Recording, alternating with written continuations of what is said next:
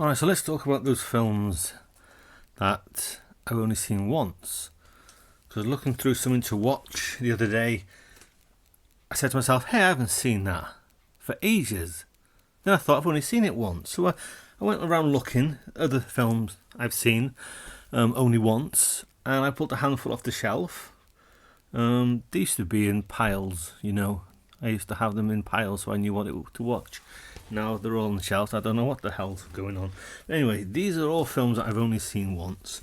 We start off with 3:10 to Yuma, which I have seen before, but not in this edition. Hence, it's still in the plastic, because that is sad and that is pathetic. Then there's Rashomon, which I liked. I think it's the same story told by three different people, and how stories can get changed and exaggerated. You know, you hear them from a third person. Hey, so and so told me that. I think that's what Rashomon's about. I could be wrong. I usually am. Then this was like a compilation of various stories, and I think I liked most of them, because I don't remember most of these films, having only seen them once. I have to watch something over and over and over to remember what they're about. But Dreams, I think there was one that stood out to me so much so that I can't remember what it is. Then the Philadelphia Story, with two of my favourites. I remember liking that but not loving it like I probably wanted to. Whereas this film, I didn't know what it was about, and it struck me, is what I'm trying to say. It struck me. The things that goes on in this film resonated with me, maybe the word. But yeah, an excellent film if you haven't seen it. Then this is another one of them, I don't know, call them compilations, but they've got a handful of stories, like maybe 4 stories. I think I liked 2, and then I wasn't too keen on 2 of the others, but it's got some great imagery, you know, and all that business. So yeah. Then there's this film which I should never have bought. Hell, I shouldn't. If I had my time again, I probably wouldn't buy 3/4 of what I own now. White Dog, about a dog that happened to be white, and it is trained to attack black people. And it gets, there's probably a word like behavior correction, but it trying to get that out of it. And the guy that trains it happens to be black. I don't know why I bought it. I bought it a long time ago. I saw it and it hit me.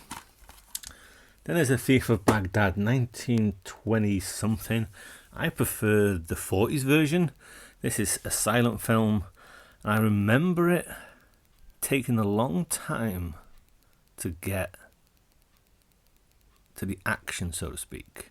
Then next up we have a film that I knew of it, had a reputation, Path to Glory, Stanley Kubrick and Kirk Douglas. But I was under the impression it was going to be this like 2.5 hour epic, and it's not. It's like just under 90 minutes long, and because of that I was a tad underwhelmed by it. I liked it, good film, but wasn't quite as awe-inspiring as I was led to believe. Whereas Wizards is weird. Weird animation set in a weird world with a guy that reminds me of the guy from Abe's Odyssey. That weird game on the PlayStation.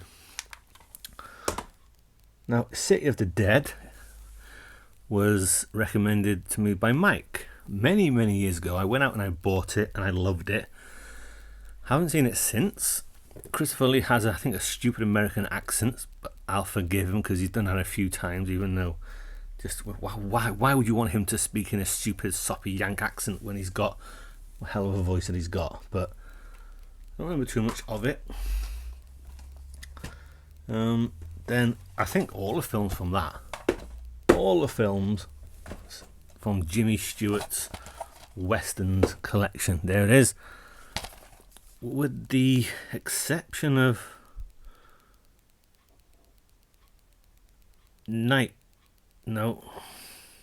Bend of the River, which I think I've seen twice, but Winchester 73, Destry Rides Again, The Rare Breed, Shenandoah, Night Passage, Far Country. Yeah. Then the next two come from the Stanley Kubrick box set, and they won't sit on the shelf, so you're going to have to look at it there. The two films in question are Lolita and Eyes Wide Shut, which I remember it being strange. Lolita, James Mason obsessed with a teen, creepy bastard. But yeah, those two from the Kubrick Visionary Collection. Next up we have Stella! Streetcar Named Desire. What I remember of that is if our TVs had smell-o-vision, you'd have smelt the dirt and the grime. And Marlon Brando's performance was magnetic, shall I say. There he is. Indeed, solid film.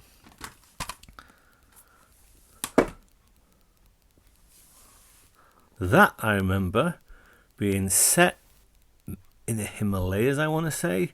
Bunch of nuns, and then shit gets weird. And it has like a heavy atmosphere hanging over it. Some beautiful matte paintings as well.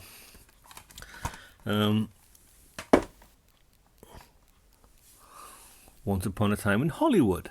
I know Bob's seen that a couple of times. I've seen it once. I liked it. I don't think it was, oh my god, this is amazing type of film. But it had various bits to it that I did enjoy.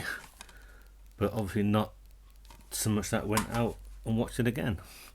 And last but not least is Carrie. I remember when I bought that. That is just one of those stupid metal pack things. Kind of like the poor man's version of a steelbook or so, I believe. It's got hinges on it, would you believe? Hinges, look. Hinges. And